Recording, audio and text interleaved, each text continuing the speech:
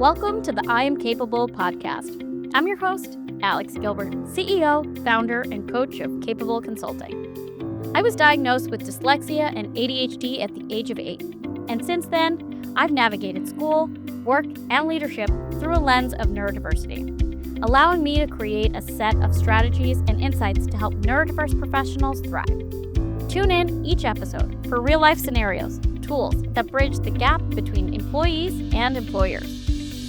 If you're a company leader, fostering inclusion, or a neurodiverse professional seeking support, then you are in the right place. Through this podcast, we'll grow together and explore what it means to have work be challenging and not hard. Let's break down the stigmas, boost productivity, and celebrate the strengths that help you feel empowered to say, I am capable. Welcome back to the I Am Capable podcast. I'm your host, Alex Gilbert, CEO, founder, and coach of Capable Consulting. Today, we're talking about, well, I'll make this a little Shakespearean in the sense of to disclose or not disclose, that is the question. This is something that I have come to me every single day when I'm talking to people about their learning disabilities, their ADHD, of do I disclose? When do I disclose? If I disclose at all, how does that work? Am I liable? You know, all of the things that come up that give you anxiety. And given the current state and market of jobs right now, people have asked me this question more and more because they're like, I don't want to give anything away that might take away from me doing the job well or even getting the offer. So we're going to talk about what it could look like if you disclose, why you would disclose, maybe why you wouldn't disclose, how to really have those filtered conversations that give you the comfort to know that you can get the support regardless of whether or not you disclose or not disclose. And I'll even tell you a little bit about how I've approached it myself and what that could look like for you, and maybe that might give you the answers to figure out whether or not to disclose your disability or not. So today I'm bringing on my assistant, Naomi, and we're going to go through some questions that will really help gauge what's going to make the most sense for you. Welcome back, Naomi. Thank you so much. I'm happy to be back. And I'm happy we're talking about this because I feel like it's such a complicated personal choice. Like in past jobs, I have not known if this is supposed to be like a secret or what I really should do. And I was reading a survey that said that 76% of workers choose to not disclose their neurodiversity at work. And that's a huge gap. That's like majority of people who are not disclosing. And I wanted to know a little bit about what goes into that and why do you think goes into that decision of whether or not someone's going to disclose? I think that's a great question to kind of understand why someone would or wouldn't disclose in this way, because I think there's so much misunderstood about having learning disabilities or ADHD because so many perspectives about this really center around kids. And the idea that adults could struggle with things that are seemingly easy feels like, didn't you get over this by now? I feel like you had to have figured this out by now. And a lot of the times, it's not about figuring it out. It's a matter of having the right support and resources to be able to do those things well. So tipping somebody to say that I have something wrong with me or there's something that's different can be really, really uncomfortable. I've been in this position on both ends of the perspective. And actually, I kind of tested the market on this a little bit when I had been laid off from my job in between during COVID. I actually applied for jobs in two different ways from two different emails with the same resumes and cover letters talking about disclosing or not disclosing, because, you know, all of these applications would have you fill out these equal opportunity employer information, and it would have something like, are you a veteran? Do you have a disability? Every single time I clicked I had a disability, I did not get an email back or a call or anything like that. And when I didn't have that, and I had, again, same resume, same cover letter, same application, I got the calls. So there is real fear in this conversation because the other end of it, you do get discriminated against whether you like it or not, and whether it's intentional or not, it does happen. And so I try and tread lightly about what kinds of places you are going to try and work in, so that even if you do expose yourself in that way and feel vulnerable to share that you have a disability, that you're not doing it in a way that is taking away from your abilities and your job. Yeah, and you said, when did you do that? That's really interesting. When did you do the experiment? I did this during COVID. So if you've been laid off, and you are applying for unemployment, you are required to apply to a certain amount of jobs per day. So I was like, okay, I'm already in the process of applying for jobs. So I was like, I knew I was likely going to be starting capable consulting, and I was having conversations with people regarding their disabilities and trying to figure this out. So I was like, okay, I'm applying to jobs. I have multiple emails because, you have an email. I'm putting myself in the millennial hat. I have emails as old as Yahoo being a cool thing to have. So I was like, I'm going to try this out. And so that was like 2020. It was like 5 years ago at this point. Yeah, that's really interesting, 'cause especially now, like every day I see in the news that there's more and more headlines coming about, DEI and disability rights, and I was wondering, how do you think that will affect things today? I think the companies who are embracing DEI are doing the best they can to also post that on their website, on their social media. If you follow them on LinkedIn or Glassdoor, what action steps are really taking place. And so, if they're posting about it, it means they're self aware enough to know that this is an important value. Whether they're doing it perfectly or not is, you know, depends on the company. I think any company that is trying is still further along than ones that are not. So I often look for companies who are proud supporters of their DEI space, who have been promoting people in all different facets of their company for a number of different reasons, and I champion that. And so I often tell people to look for companies that are championing that in some way, shape, or form. And then from the company perspective, when it's not so obvious, if the employer is not, or employee is not openly sharing, or, they don't know each other personally, what is a good way that a leader can spot the difference between someone who's underperforming and someone who just maybe isn't supported in the way that they need? Underperforming versus not performing in the way they need is a really, really interesting distinction, because underperforming, my question would be, what resources and support have been provided? And it's also coming from the manager in that realm. You can't just yell at an employee for not doing something well if you haven't had an open conversation to say, I know you're struggling with this part. We both want to make sure that this is happening. What do you need?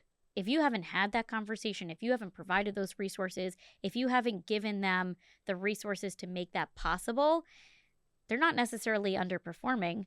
You have to take ownership in the fact that you haven't provided some of the support to make that possible. If they have those resources and they are still struggling, that's a very different conversation, because now it's like, okay, you've had the resources, you're doing it this way, it's still not 100%.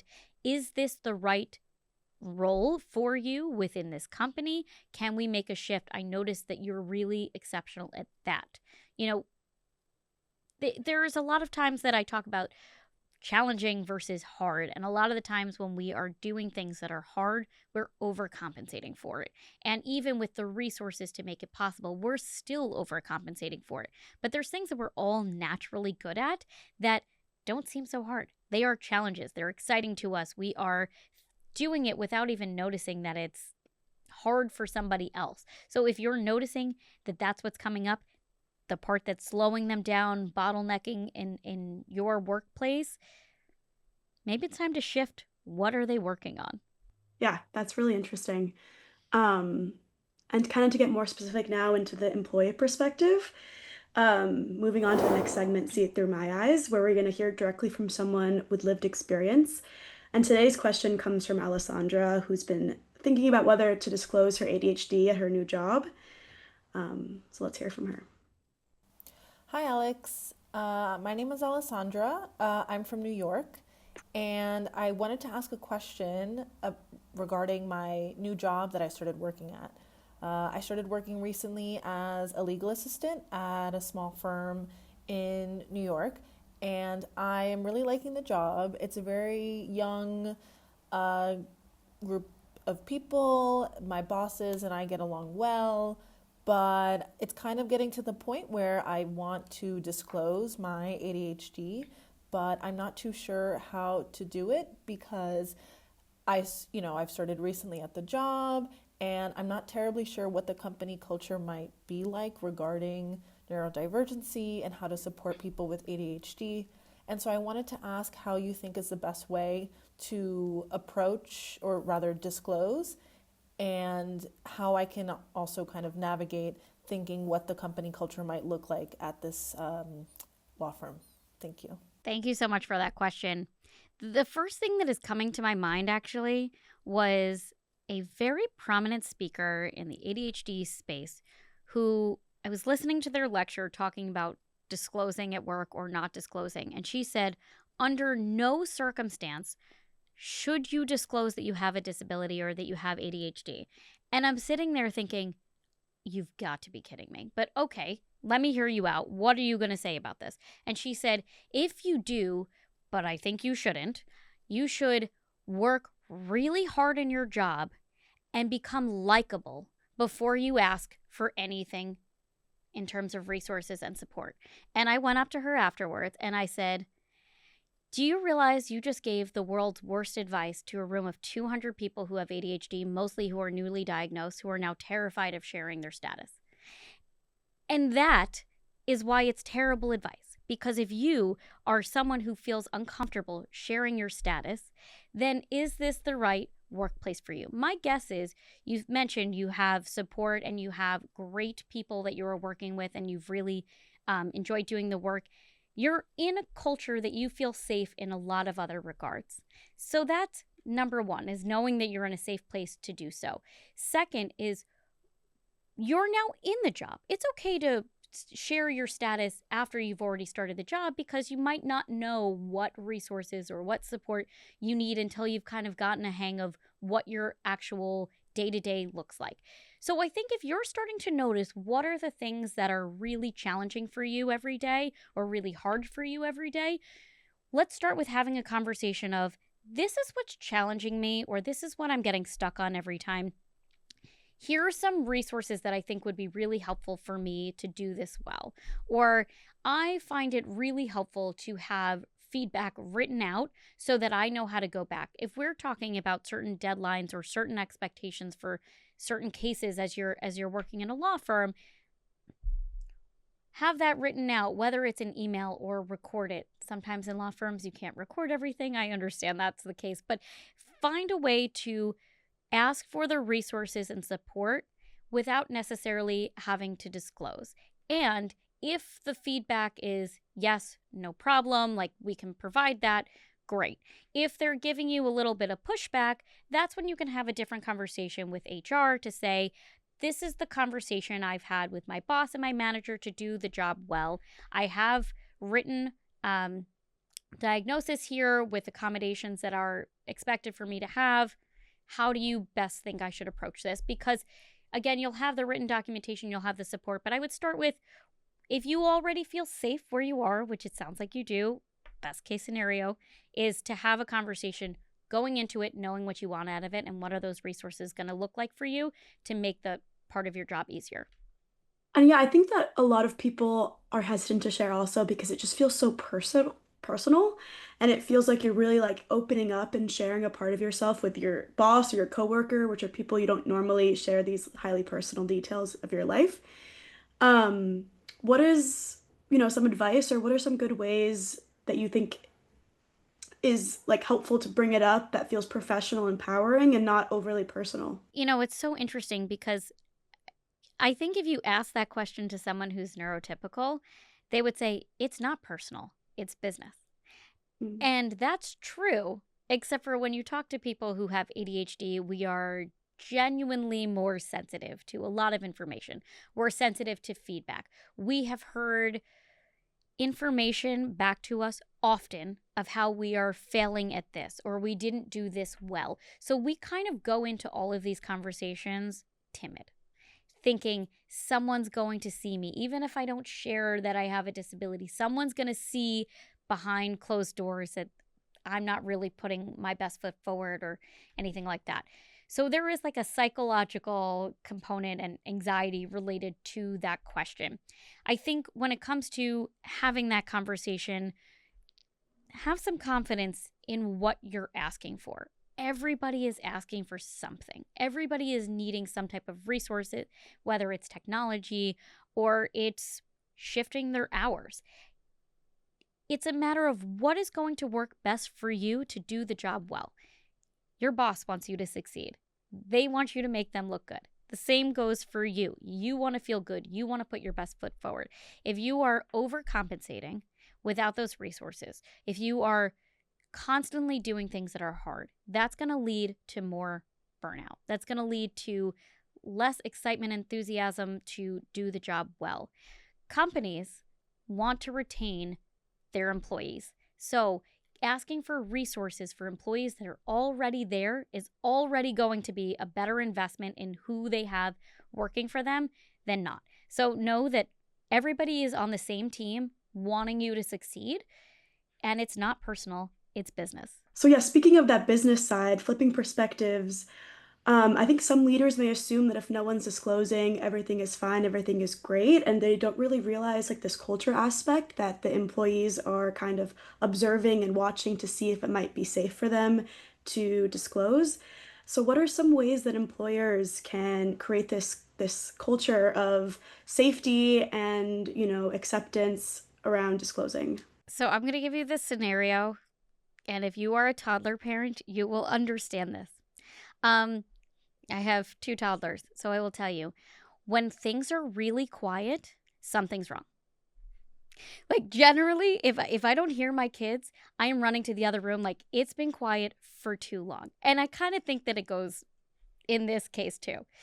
If people are not asking for resources, if people are not bringing to your attention that something is wrong or something's not working and things are not really going efficiently or maybe falling behind, then there is something wrong. Just because somebody doesn't say anything doesn't mean the problem doesn't exist. So I would say, what are you doing in your company to give the employees some places to feel safe to share feedback, open feedback that feels comfortable and really gives them a space to not feel like they're going to be, I don't want to say shamed, but almost shamed for bringing things to your attention that might not work. Companies that are succeeding in this space are the ones who are talking about DEI. They're bringing new people into this conversation. They are bringing different perspectives on how our company should work. And that is what moves the needle forward. That is what is going to make you adaptable to what comes next. And so if you can create this space that people feel open and honest, whether you were doing it in a survey and it's something that people can do kind of behind closed doors and anonymously, or you're doing this within your weekly, monthly, even quarterly roundups, I think starting somewhere to know that everyone needs improvement and no one is doing anything perfectly, and there's always ways to improve. And I think that a lot of managers have this perspective that they'll get it wrong, because it feels like so sensitive sometimes. But like with so many people staying quiet or not getting the support you need, you were talking about it a bit earlier, like what is the hidden cost to productivity that the companies may see if they don't create this culture of open disclosure? So I'm going to give you this example with one of my clients. He is an engineer, really, really smart, and they experimented in their company allowing different employees to share information as to what they think could be better within their company or their products or stuff like that. And it was kind of a contest, but it was more like they had an open conversation at one of their like quarterly meetups. And he shared his idea and he said that everyone basically stopped in their tracks and said, "Whoa, where did that come from? Where did you come from? Why aren't we doing that? That was brilliant." And he was so excited that people heard his idea, saw it, and realized how many steps were being like missteps, really. They were just, all of this inefficiency was taking place that they didn't even know. Because someone who is dyslexic, which he is able to see that big picture, little details all at once. He was seeing the full chessboard before anyone even sat down to play chess. And so he is working now spearheading this project to change a lot of their products and design, and we're talking through how he can use his skills to really help everybody come to the table in a way that's more efficient.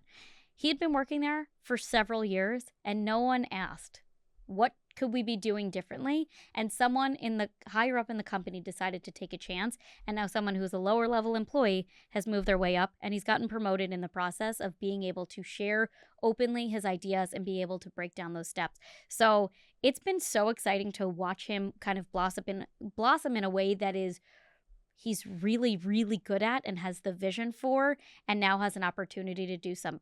So it's been exciting to watch and be a part of. Yeah, that is really exciting because I'm sure that happens in every single company, or, if given the opportunity, that could happen in most companies if people are just given the opportunity to work in the best way that they can.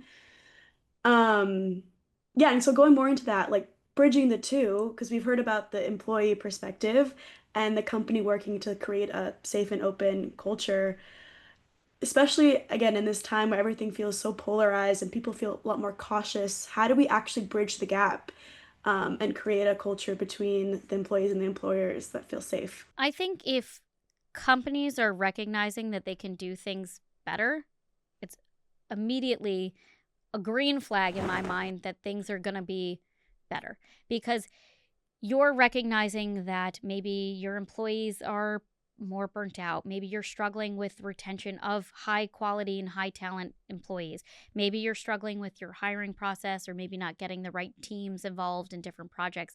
I think if you are taking a step back to look at the big picture, maybe you're surveying different employees, maybe you're taking the time to actually meet with different teams to say what would work for you, you'll get a better sense of what will work. So much has changed, even in the last 5 years because of COVID. People are working in companies that are 100% in person again, or they're hybrid, or they're fully working remote. There is so much that has changed over the last 5 years that we have to keep adapting. We have to keep working with our employees to make sure that we're working efficiently and giving them the support that they need. So I think asking, what could we be doing differently? What do our employees need? And what is it that we can provide that on a low level is a place to start? I often think that one of the best things that we can do on the low hanging fruit to do is providing technology for everybody. So many companies are open to different forms of technology that are preloaded onto your computers. If you already have that, remind your employees, hey, did you remember that we have access to this tool? Reminding people what you already have in the process of asking what they could do differently is reminding people what they didn't know existed, because that might not have been part of their onboarding experience, but it will be helpful in their job. So just some reminders of what we have and how to use it. And if you want more training on the tools that exist, to provide that, I think are some really great ways to at least get started and making things better. And what's one way for employees to kind of test the waters a bit before fully opening up? Testing the waters on whether or not they want to open up. I'm going to give this example of when I went for a job interview. This was before my wedding. A month before my wedding, I ended up at the worst place on earth to work, where I didn't ask a single question about the place that I was going to work. It had 4 people in the same job in a year. An organization that had been around for 20 years had less than 5 people who had been there for more than a year. It was almost verbally abusive in terms of the culture of what was going to ask. I didn't look at the office space and think, this isn't going to work for me. I just thought wherever I go is going to be better than where I've been. And that was my number one red flag. As I said, I quit the week of my wedding. It was the worst job I've ever had. And what I didn't ask is what I was able to ask in the next round of where I went and where I ended up and got staying for almost 6 years and got promoted several times. When I asked about the office space or adjusting my hours, the response was, yeah, we have people who work in all different time zones. That's not a problem. When I asked about sitting in a corner cubicle so that I wasn't being passed by all the time and I wasn't distracted, they were like, yeah, that's not a problem. We'll make sure to scope one out if you want to do it with us. I asked about noise canceling headphones. They were like, yeah, sure, we provide them, but if you have ones that you like, we'll pay for it. It was conversations that just came so easily. And I think if you can have conversations with who you're working with and it feels that easy breezy, then disclosing is likely not going to be an issue.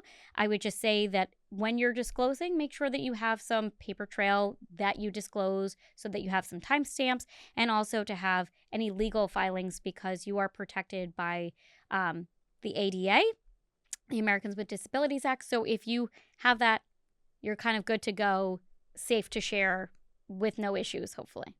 Yeah, going into the logistics of a disclosure conversation, in your opinion, what does a healthy conversation look like in the actual conversation where an employee discloses, both from the employee and the employer perspective?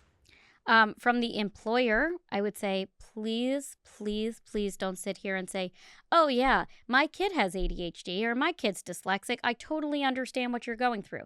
You do not. Every person who has a diagnosis has a very different experience. Your job in this position is to listen. Listen to what they are sharing, what they feel comfortable hearing, what they feel comfortable exploring in terms of what support could look like for them. Ask them follow-up questions of types of support that they're asking for, especially when it comes to meeting times or having written formation, or if there's things that you need to disclose. You don't have to have all of the answers in that meeting. And if you say to them, that's a great question, I'd love to get back to you, I need to speak to HR about what we can get signed off on, that's perfectly okay. But your job in that role as the employer, is to listen. In terms of the employee, go into the conversation knowing what you want out of it. If you are sharing that you have this diagnosis, then you need to also share what tools and resources and support could look like for you. It might change and evolve as you grow in your position, but at least go in with some tangible examples as to what you need so that when you are having the conversation, it can actually go somewhere. Yeah, it sounds like if both parties kind of go into this with open communication, it's just the key. Communication is always the As key. cheesy as that sounds, it is exactly what it is. It always goes back to it. Yeah. Well, that's all the questions I have. I really enjoyed this conversation, but before we wrap up, I have a few rapid fire questions. All right, here we go. To ask you. Let's go. So the first one is, if you could teleport to any city for lunch right now, where would you go? Italy. Done. Italy? Yes. I studied abroad in Florence when I was in college, and there is a restaurant that I still dream about that if I could have this, it's walnut sauce ravioli. It is the craziest thing as it sounds, but it is incredible. I'd go back to Florence for Zaza. That was the restaurant. Wait, that sounds so good. I'm so hungry right now. That sounds so good. My next question is, what is your go-to karaoke song? Go-to karaoke song? Ooh. Bohemian Rhapsody. Oh. That's a hard one. It's a hard one, but it's also like everybody is involved. As someone who sang growing up, karaoke always bothered me because no one can sing and everyone's usually intoxicated while they do it, so they sound even worse and they think they sound amazing. So at least that one, everyone's like can join in and no one has to be an amazing singer. It's just fun to sing. So definitely that one. It's a group effort. I love that song. Yeah. So that makes sense. Yeah. Lastly, what is one thing that never fails to make you laugh? One thing that never fails to make me laugh. I would say my oldest daughter in general is the funniest person I know. And anytime she says anything, I just find myself rolling all the time. I couldn't even tell you if anything she says that is like really funny, but just she makes me laugh so hard. That's so sweet. Yeah. That's all I have. Thank you so much, Alex. Thanks so much, Naomi. And thank you for listening. If you are a neurodiverse adult at navigating challenges in your career or a company looking to become more inclusive, then visit us at capableconsulting.com. If you have any questions and you'd like to submit for a future episode, email us at podcast@capableconsulting.com. Follow us on social media at I Am Capable. And don't forget to subscribe and leave us a review at YouTube, Apple Podcasts, Spotify, or wherever you find your favorite shows. Thanks for joining us, and we'll see you next time. Thanks so much for watching and listening to the I Am Capable podcast. My mission is to make sure that with the right strategies, neurodiverse employees and their companies are able to increase productivity, improve communication, and create an environment where everyone feels valued. Through one-on-one coaching, I help neurodiverse professionals gain clarity, build confidence, and develop personalized tools to succeed at work. For companies, Capable Consulting offers custom workshops and trainings designed to help your teams better understand and support a dynamic, neurodiverse workforce. Whether you are navigating career shifts, college transitions, or you are looking for community through the ADHD Lounge, I'm here to help. Let's build a workplace where everyone can thrive. Visit capableconsulting.com to learn more and connect with me today.